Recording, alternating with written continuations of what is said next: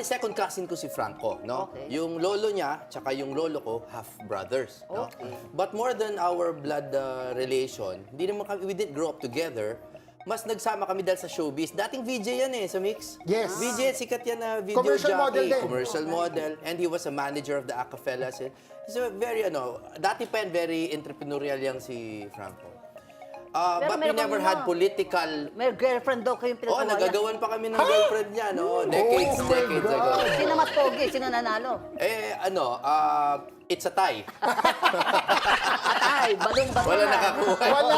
Oh! But I think what has to be said about this is, una, wala kaming political relation ni Franco. So don't make those connections. Para sa akin lang, dapat intayin talaga yung resulta ng kaso na yan, no?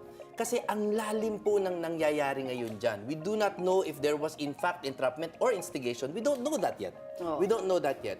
Ang fear ko lang dito, more than anything, is baka ma-overshadow na naman yung dapat nating pinag-uusapan. Which is yung mga maleta issue. Oh. Parang Kasi the fact maleta na- rin yun, tatlong maleta rin. Oh, kasi the fact na may pera pa pang maleta, whether instigation, entrapment, or whatever, may pera pa din.